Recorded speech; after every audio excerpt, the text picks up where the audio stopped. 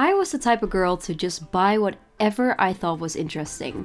Not caring for the colors not matching, the vibes not there, just finding a piece of clothing I like and adding it to this colorful mess I called my wardrobe. Usually it was a tad grungy, the clothes I used to like.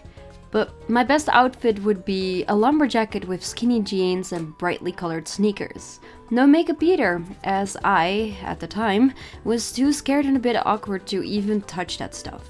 Not that there was anything wrong with this, I mean at the time I had bigger things to worry about than my clothes. I do want to say I wasn't planning on making this video to talk bad about people who don't care about fashion. Not at all.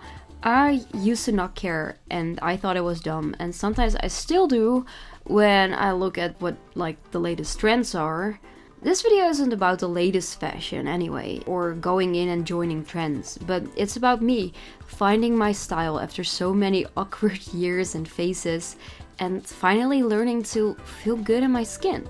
How I dress now is a way to express myself, but it's only been like this for a short period.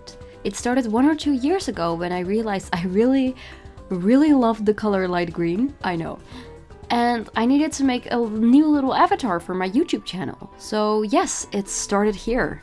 I drew out this little character, Bayleaf, that's talking to you right now. And she is also the reason that I started to like clothes a bit more. The funny thing is, I used to really hate skirts. But when I drew my little Bayleaf persona, I realized that I don't hate the way they look, just the way they feel. However, now that I'm older and less dumb and less oblivious, I just use biker shorts or warm thermal leggings to wear underneath my skirts. I bought a cute white skirt shortly after I made that little avatar, finding a light green knitted cardigan to go with it.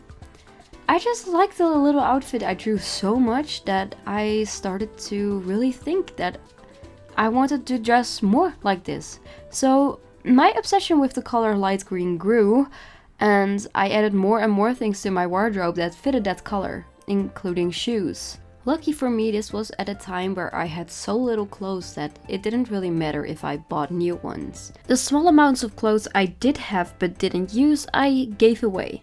I also started to learn how to accessorize with the use of belts and hair clips and, oh my gosh, necklaces, jewelry, just literally anything that you can think of. I used to accessorize, and my favorite thing to use is a petticoat for underneath my skirts to fluff them up. It's so cute.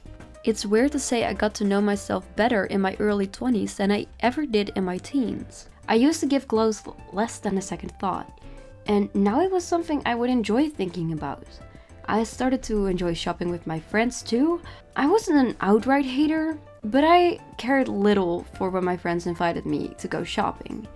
It's so stupid how embarrassed I used to be when somebody noticed that I even showed the slightest bit of interest in more traditional feminine things. As the oldest girl in my family, it also felt more of a line to cross than for someone who had role models who were interested in more girly stuff. My parents both didn't really care what I wore as long as it would be appropriate for girls my age, and my mom and I didn't really agree on what was pretty anyway. Most girls in my class wore skinny jeans and an oversized hoodie. At the time, that used to be kind of the thing. I really followed suit and was too occupied with other things to even think about wearing more than that. Even when I befriended some more alternative people, that took clothes more into account. One of my friends started to really take a liking into fashion and showed me some things that she was interested in. I must say it did spark something, but it still wasn't enough for me to do something myself. All I used to think was good for her. I now happily listen to my friends when they talk about their shopping hauls or what they thrifted. I feel way more in touch with my femininity, and I think that's really positive. I even started adding pink to my wardrobe again, a color I never wanted to wear, but I'm finally starting to warm up to it, and I think that's a small part of the little girl in me that's healing. I'm also aware that the type of clothing I like, which is a bit of fairycore and how my friend described it, whimsical. What an amazing word. I'm aware that it gives looks, especially in the Dutch economy. Not a lot of people here are that much into fashion. It's more about like function over how pretty you look, which is fair, but nobody's really open to this new type of, I don't know, to like fashion, so you do get weird looks if you go around in the street. That's just not gonna change the fact that I will keep on wearing this.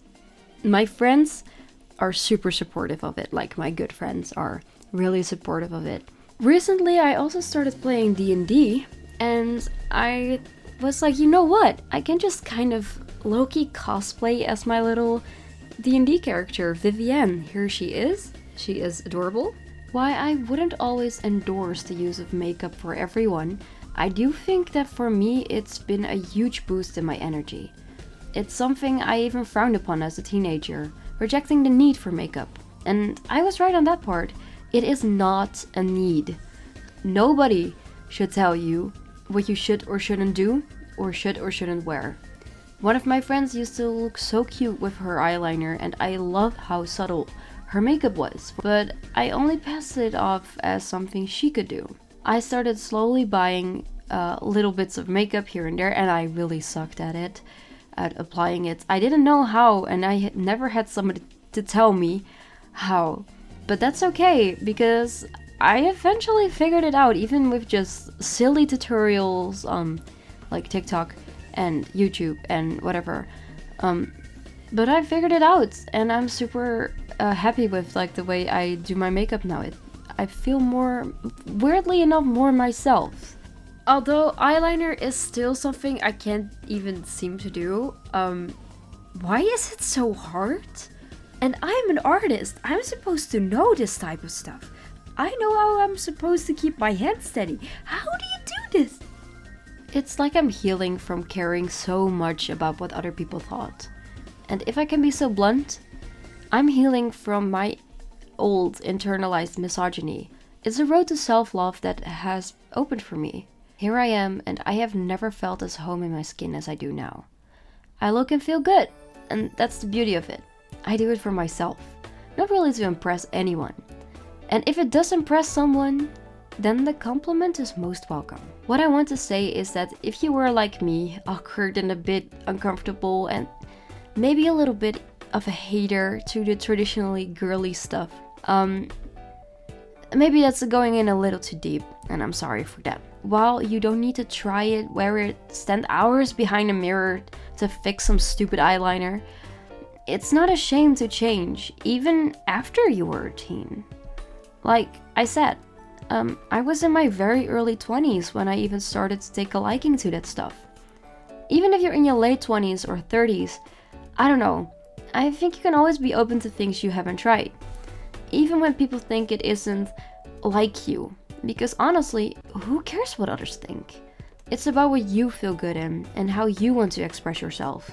You don't even need to stick to one style. You can decide after a week that what you tried this week isn't for you.